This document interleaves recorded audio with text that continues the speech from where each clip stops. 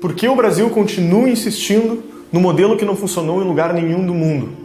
O vídeo que a gente vai compartilhar com vocês agora é um trecho exclusivo da nossa plataforma de assinatura do Brasil Paralelo, que é uma entrevista do Diego Casagrande, um jornalista com larga experiência no jornalismo brasileiro, onde em poucos minutos ele vai explicar como que esse sistema surgiu, quais foram as diferentes dinâmicas desse sistema ao redor do mundo e, principalmente, quem são os culpados até hoje, quem continua corroborando para que esse sistema aconteça.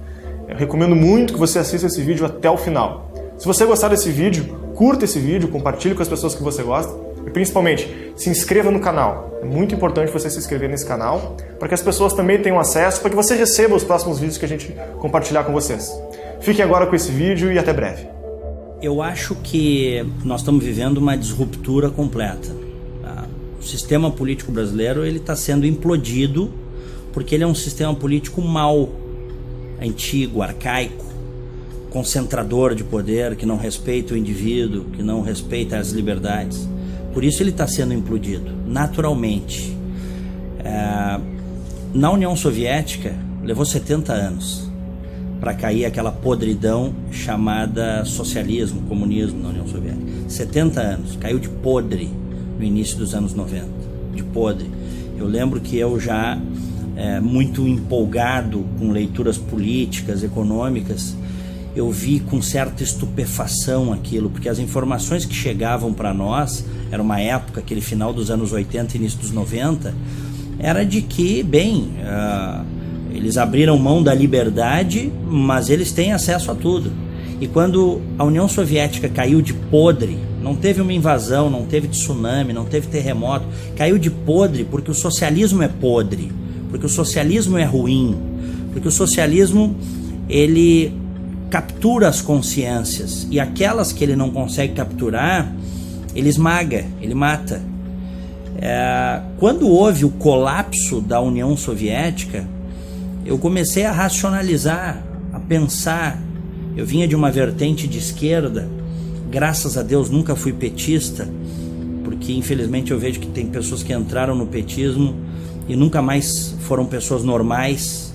Acontece alguma coisa a nível cerebral e sei lá eu o que acontece com o cara, quer dizer, muitos conseguem sair, outros conseguem sair sequelados e outros nunca mais conseguem se livrar desse negócio, que é um negócio emburrecedor. Mas quando começou a acontecer aquilo na União Soviética, começaram a chegar as informações para nós. Quer dizer, o Estado controlador, o Estado que chegou ao ponto de ser o empregador, empregou todo mundo era funcionário público. O cara levava 10 anos para comprar um carro na União Soviética, se ele tivesse dinheiro. Apenas algumas castas tinham muito acesso aos bens de consumo e a grande massa, não tinha acesso a nada. O cara levava 10 anos juntando dinheiro. Se daqui a pouco um vizinho delatasse que você, porventura, estaria conspirando contra o regime, o sujeito sumia da noite para o dia e as crianças eram levadas para um orfanato. Essas coisas já tinham sido contadas na literatura.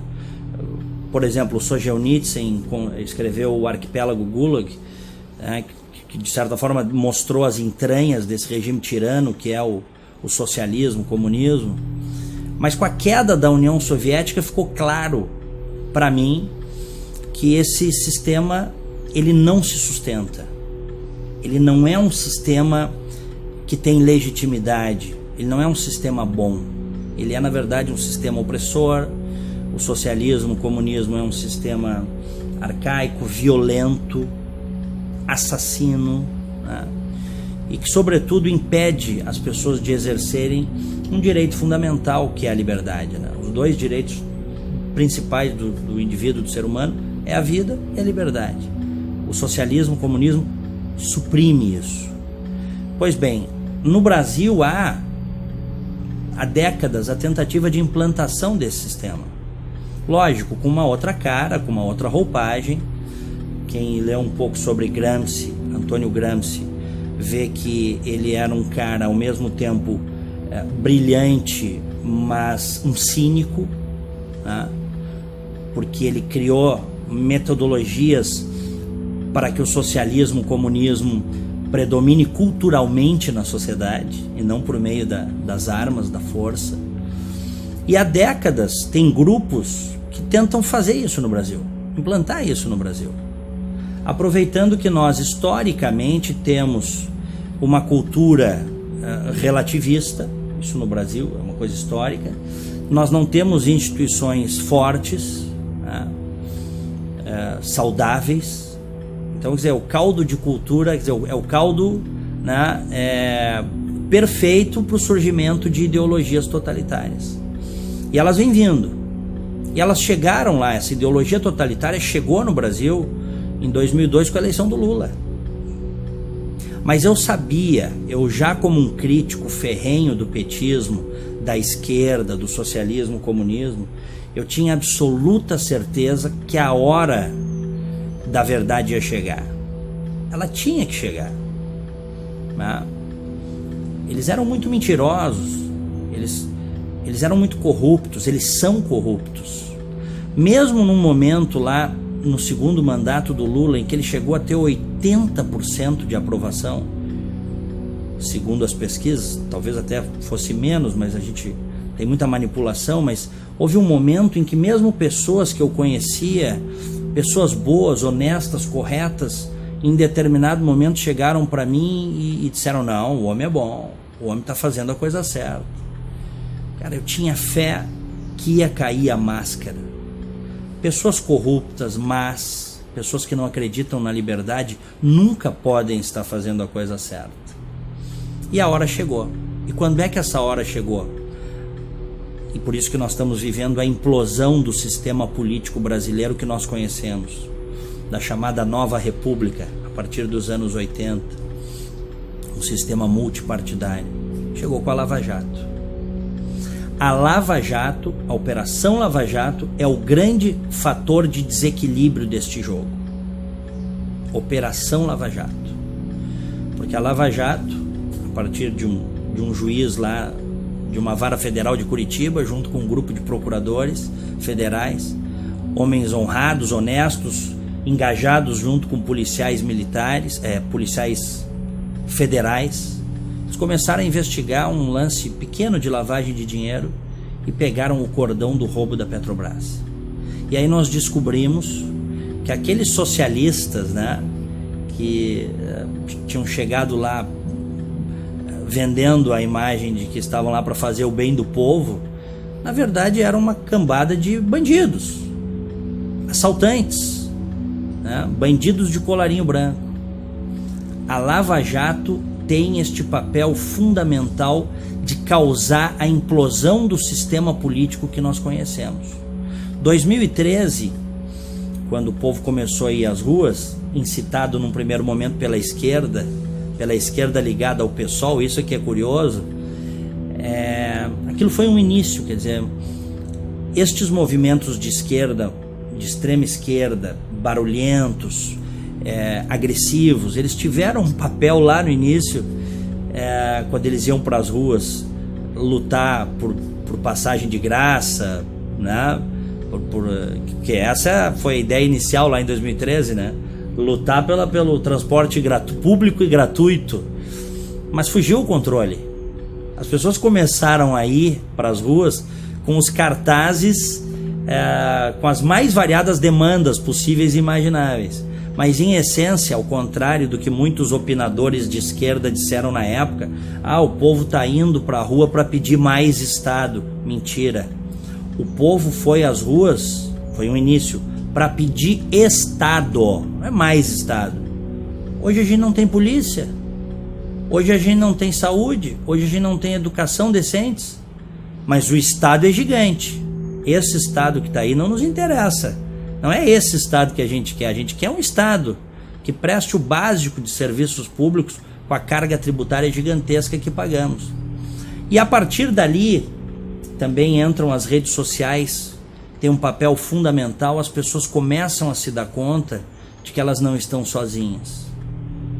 Muitas vezes o cara estava numa repartição, num escritório, quietinho ali, louco para criticar o governo, mas ele não sabia se ele podia. Daqui a pouco ele vê no Facebook que o cara que trabalha com ele, com quem ele nunca tinha trocado ideia, esse cara faz uma crítica, aí ele se sente, né, cacifado para criticar. E aí é isso que a gente está vendo, né? Essa disruptura. Hoje as pessoas nas redes sociais, na própria mídia, começa a ser de forma muito contundente. Na vida, nas famílias, no trabalho, as pessoas estão começando a dizer o que pensam. E isso é fundamental para um novo momento, para um novo país que nós queremos. No futuro, quando os historiadores, daqui a muitas décadas, escreverem o que aconteceu, o que se passou durante o período Lula-Dilma, e essa disruptura que nós estamos vivendo agora, vai ter que ter um capítulo dedicado à mídia e à imprensa. A mídia, a imprensa, eu não digo de forma generalizada, porque você sempre tem exceções, você sempre tem bons veículos e bons profissionais comprometidos com a verdade.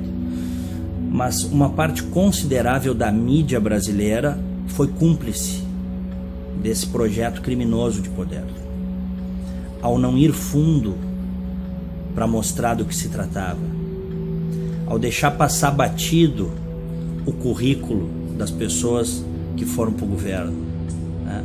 Ao não dar voz a opiniões divergentes, sobretudo nos dois governos do Lula e na primeira metade do governo Dilma. A imprensa foi cúmplice, parte dela. Vamos pegar o caso de Pasadena. Ora, se não era para a imprensa ter ido fundo quando surgiu o escândalo da refinaria de Pasadena, uma refinaria que custava 43 milhões de dólares, foi adquirida pela Petrobras, com a senhora Dilma Rousseff de presidente do conselho da Petrobras, por quase $1 bilhão no exterior. Notas de jornal, pequenas reportagens, notas de rodapé e um silêncio cúmplice, né? Por vários interesses, eu não tenho dúvida, e também por ideologia. Há setores da mídia que têm seus interesses ligados ao governo, historicamente. Há outros setores da mídia brasileira que são ideológicos, fazem isso por realmente, sobretudo dentro de redações, por acreditarem que o projeto para o Brasil é um projeto de esquerda, que não deu certo em lugar nenhum do mundo. Então, no futuro, quando for contada a história deste momento, podem ter certeza, a mídia também irá para o banco dos réus. Agora, esta mesma mídia que eu estou, né, fazendo essa avaliação aqui, e eu tenho 26 anos de jornalismo, então eu posso atestar isso, a minha crítica é uma crítica feita por dentro. Esta mesma mídia também, quando decidiu sair da zona de conforto, sair da neutralidade, mostrar as coisas como elas verdadeiramente são, sobretudo a partir da Operação Lava Jato, início de 2014, bem, aí esta mídia, esta imprensa fez toda a diferença, que é como tem que ser. Em países livres, nas democracias ocidentais, a liberdade de imprensa é um pilar, né, inarredável. Ninguém mexe com a liberdade de imprensa. Mas a imprensa tem que fazer a sua parte. A imprensa tem que ser investigativa, a imprensa tem que dar espaço para as opiniões variadas. E o que a gente viu nas últimas décadas, infelizmente, no Brasil, foi um predomínio, né, do pensamento de esquerda dentro da mídia, dentro das redações, no rádio, na TV, no jornal. Isso foi muito nocivo para o país. Isso foi muito nocivo para a sociedade brasileira. Em qualquer lugar civilizado do mundo, você tem pelo menos duas correntes de pensamento, né? Você tem a esquerda e você tem os conservadores. Varia de acordo, evidentemente, com as idiosincrasias regionais, mas em regra é isso. No Brasil houve um momento, sobretudo, né, nesses últimos 15 anos, diria até um pouco mais, porque se a gente pegar Fernando Henrique Cardoso, ele também é um homem de esquerda, né? Com posições modernas em algumas áreas, mas posições absolutamente retrógradas em outras áreas. Se a gente parar para pensar, nós temos aí um predomínio de quase 25 anos da esquerda no governo brasileiro, um quarto de século no poder. Nós temos a doutrinação em sala de aula que gerou militantes nas faculdades de jornalismo nas faculdades de ciências humanas, e depois estes militantes políticos, esse pessoal de esquerda, acabou indo para as redações, acabou indo para ONGs, voltou a dar aula em universidades, fazendo a cabeça da juventude. Eu, por exemplo, nunca fui apresentado a nada que não fosse de esquerda dentro da faculdade. Eu fui descobrir que havia, por exemplo, um Edmund Burke, um Olavo de Carvalho, um Luiz Felipe Pondé, que é um fenômeno mais recente, um sujeito interessantíssimo, e outros tantos, fora da faculdade. A faculdade brasileira, a universidade brasileira, ela infelizmente, como ela está constituída nas últimas décadas, ela existe para formar militância, principalmente na área de humanas, para formar militância de esquerda. A universidade brasileira, ela está na linha do não pensar. É proibido a contraposição de ideias. Eu tenho ficado muito impressionado porque isso começa a mudar. Essa é a minha impressão positiva.